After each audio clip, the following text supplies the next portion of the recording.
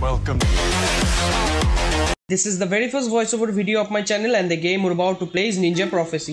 Because of this.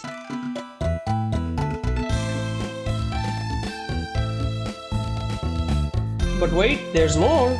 All the soundtracks will be uploaded soon. Ozunu, the godlike shaman who was somehow killed 100 years ago, is now being resurrected for his powers. In deep underground, the man who is trying to resurrect Ozunu while being surrounded by a few soldiers is a sorcerer named Hiko, who looks like he is giving power to Goku. Anyways, the orb starts to glow with their elemental powers and the ground starts to shake violently.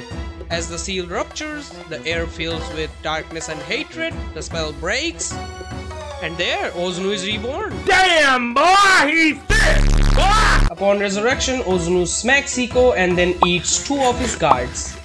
Then he yoinks all but 1 orbs and proceeds to consume entire mountains, forests and towns in the distance. So Hiko flees with the orb of wood.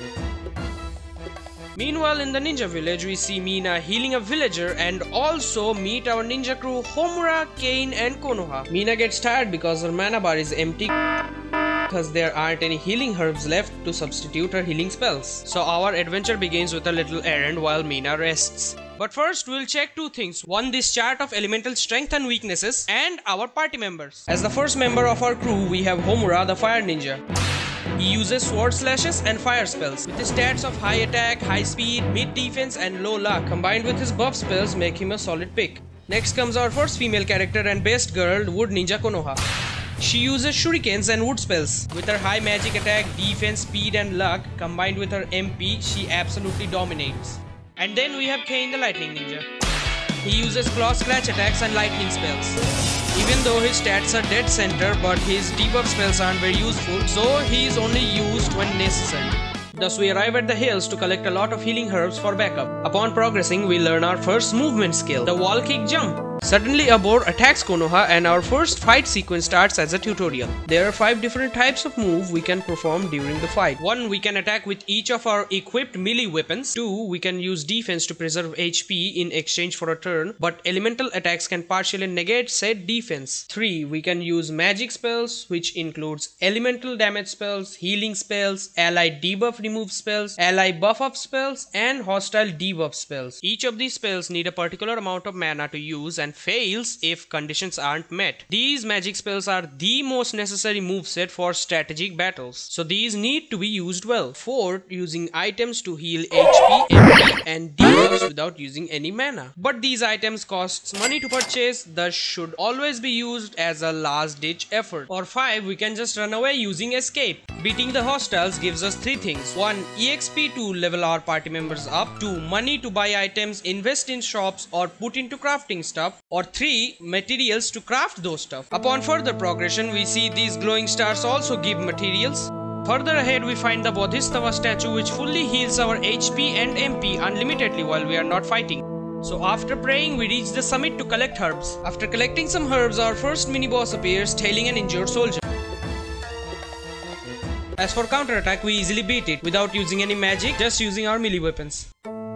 But then we learned that the soldier came to warn us about Enno Ozunu's resurrection and the way to seal him by using the 5 orbs. But then Kioni or the wood boss or the wood demon, whatever, appears out of nowhere, kills the injured soldier, calls him a pest and we start fighting. But we are way under leveled, so he decimates us and flees in search of the missing orb. Now Hiko, the guy who actually has the orb of wood, hands it to Mina to save his own skin. So Mina becomes a target for Kioni and only survives cause Ozunu favored her. So Kioni captures Mina and takes her to the woodland mansion. He jumped so hard he left his leg near the village. After returning to the village, our party members realized that Mina is actually missing and deduced that she was captured by Kioni by seeing the leg. Discussing it with our master narrowed her location down to woodland mansion. Now Kane's metal element is exceptionally strong against the mobs of woodland. So we navigate through woodland collecting items and or materials, leveling up and finally reach the woodland mansion. As we approach the mansion, seeing Mina brings wild reaction out of our party members. Whereas Kane smashes on the wall and Homura tries to burn it using the fire spells, but our party members were somehow spared by the Gigachad wall. But our calm and collected Konoha suggests the other way around. As we approach from the other way and almost reach Mina, we get abducted by the wood Tengu. Upon waking, we found ourselves in an isolated room separated with spike traps. As we are gawking away, all of a sudden, Hello there. General Kenobi. Her ears are extremely sensitive to the point where even the male voices are irritating to her. And apparently Konoha's voice sounds like knife sharpening. But wait, I got one better. Kioni ordered her to keep us alive, so we returned the favor by killing her. Upon killing her, we get Tengu wings which let us walk on walls, enabling us to avoid spike traps. And so we loot the entire mansion and again reach Mina, but it's finally time for us to fight Kioni. With each of our characters at level 7 and ideal recommended situation, we can beat Kioni. Now the ideal strategy is to hurt Kioni using Homura and Kane's magic attacks and heal using Konoha cause her damage is rather low here. But my RNG said fuck y'all, landing consecutive hits on multiple single hit turns. But he was especially unforgiving towards Konoha, landing more hits on her than others and eliminating her first. But our luck turns around, dealing consecutive hits and even a confusion debuff, so we still managed to clutch and beat Kioni with Homura landing the finishing blow. Seeing we got the orb of food, Enno Ozunu comes for us and claps us using only one attack, which is not good. A slight good news, Mina can sorta prevent him from ending us, but he takes all memories from Mina and leaves us in dismay anyway, and that's no good either. Anyway, we return to the ninja village where an injured person informs us about the appearance of a demon near his village in the mountains. But before that, we finally welcome our fourth member, kind and forgiving Mina, the water ninja. She uses orb smash and water spells. She is extremely reliable in tactical situations cause even though she is physically inferior, her magic capabilities are beyond superior. With these information in hand, we head to the mountains. But these boulders prevent us from progressing further, so we hire our fifth and final member, the suspicious mountain hermit, Iwato. Iwato has reign over the element earth. He uses pole bashes and rock falls. He is the exact opposite of Mina in terms of stats. That makes him an inferior mage but also creates the iron wall with extraordinary damage which he was intended to be. And he can do that.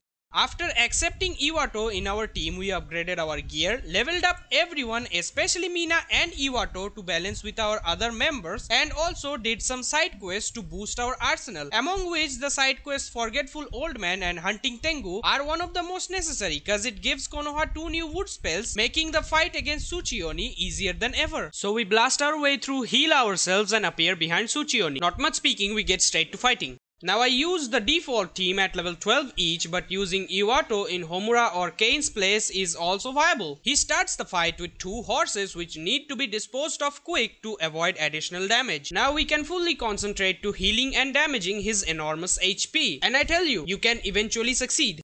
So once he perishes, we by default save the villagers and in return get the Orb of Earth. With 2 out of the 5 elemental orbs and a mountain hermit in tow, we stand tall at the face of any future foes. Also upon obtaining the Orb of Earth, both of our orbs starts glowing and returns some of Mina's memories, those being her identity. Still, that being a huge positive compared to total amnesia, I'll end this video here. If you enjoyed, please like the video, and if you really loved it, subscribe to the channel. Please, I need subs.